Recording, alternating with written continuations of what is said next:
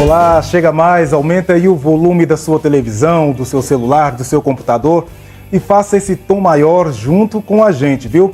Antes de mais nada, eu quero começar fazendo a minha autodescrição. Eu sou o Marcelo Pedro, um homem negro, tenho os cabelos raspados. Hoje eu estou vestindo uma camiseta azul com alguns detalhes laranjas, uma calça marrom e uma bota marrom. Olá, Jéssica. Oi, Marcelo. Oi para quem tá vendo a gente. Estamos ao vivo na TV, como sempre, no canal da Sagres TV 26.1 e também ao vivo para o Brasil e para o mundo no nosso canal do YouTube, Sistema Sagres.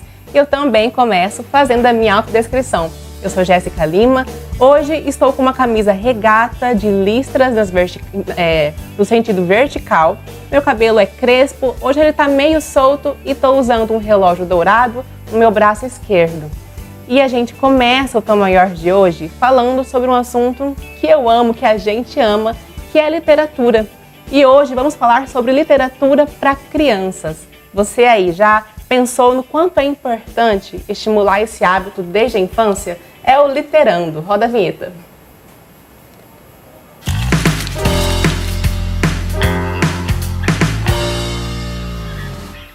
E no Literando de hoje, tá aqui com a gente a Dani de Brito. Oi, Dani, tudo bem?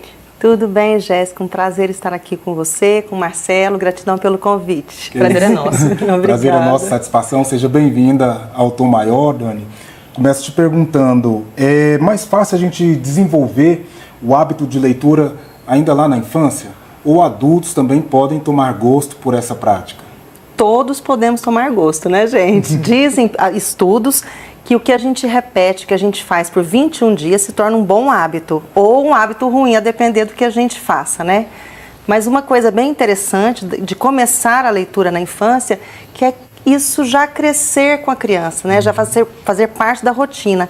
E a criança perceber que nesse mundo dos livros, ela vai encontrar aconchego, ela vai encontrar descobertas, aventuras e muito conhecimento. Dani, você trouxe aqui pra gente uma pilha de livros. Eu fiquei até assim impressionada com a quantidade de livros. São 28, né? 28. 28 livros. E eu tô super curiosa, quero saber quando que começa a sua história com a literatura, em ser escritora. Conta um pouquinho pra gente. Bom, a literatura na minha vida começou desde que eu comecei a escrever. Mas não nesse sentido de me tornar uma profissional, né? Eu sempre gostei de registrar em diários, escrever coisas para as pessoas, mimos, cartinhas de amor. E quando a minha mãe estava grávida pela 4ª vez, eu tinha 13 anos, eu me encantei com aquela história de ter uma irmãzinha, que a gente não sabia nem se era irmãzinho ou irmãozinho, né? Não tinha ultrassom.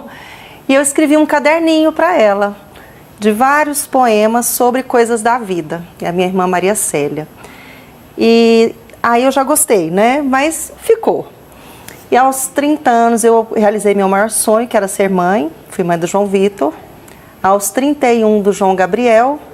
E disso eu comecei a registrar coisas da vidinha deles, coisas da nossa vida, porque eu realmente retornei à infância, gente.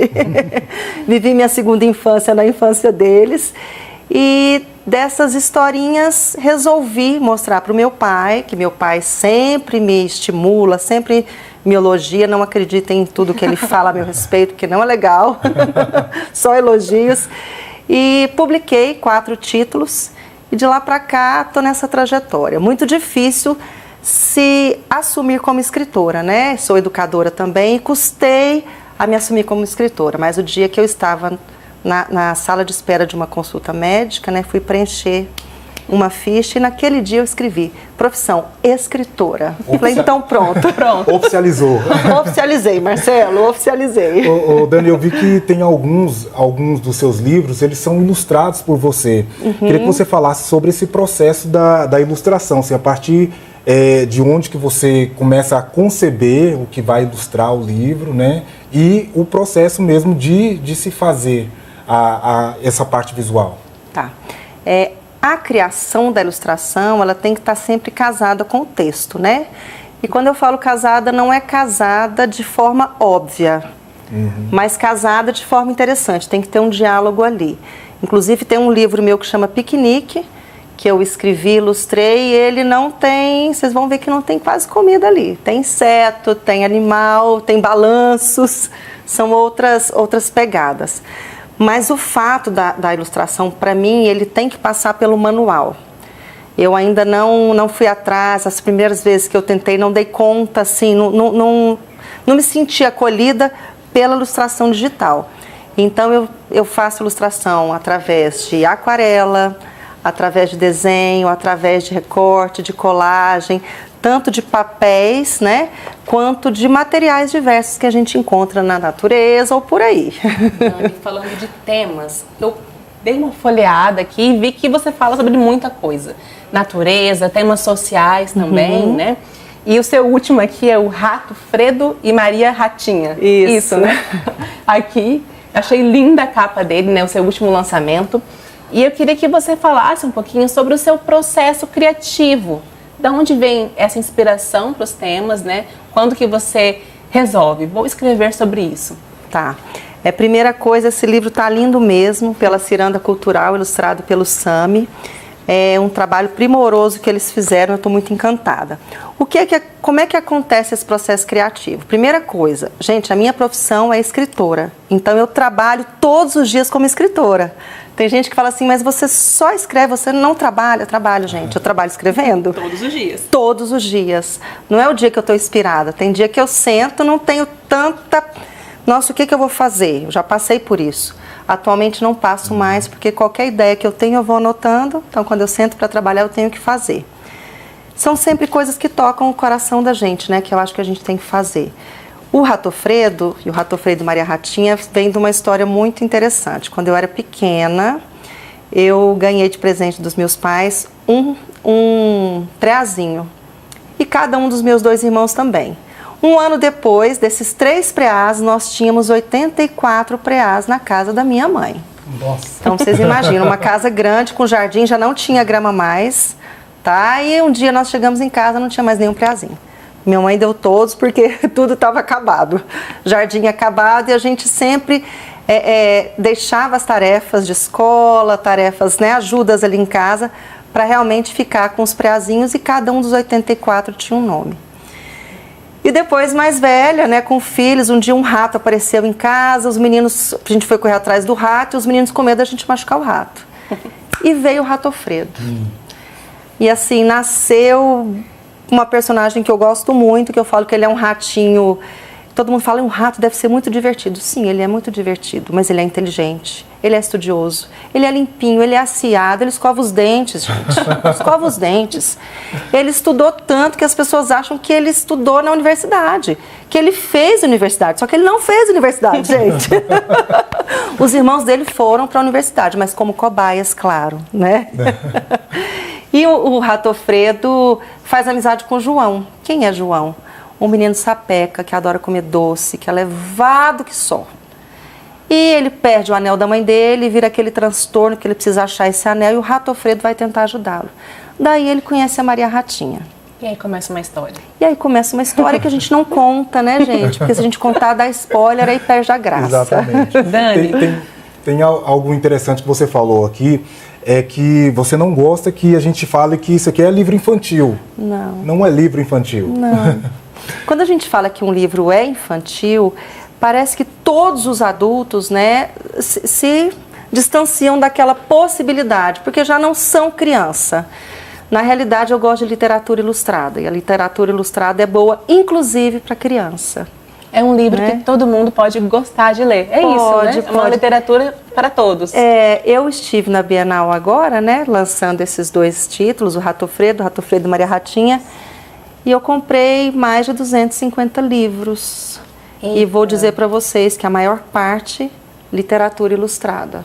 Inclusive os livros ficaram lá, gente. Eu não dei conta de trazer todos. A gente está indo para lá para lançar na Livraria Cultura, né, pela Ciranda Cultural. E lá eu vou trazer os meus livros que eu deixei na Ciranda. Dani, você falou para mim também nos bastidores que você tem assim algumas inspirações, né? Sim. E eu acho que ter inspirações, né, é importante até para as pessoas entenderem um pouco mais desse universo, né, e mergulharem em outros autores. Você falou da Ruth e do Ziraldo. Fala um pouquinho sobre os dois e sobre como eles inspiraram você, né?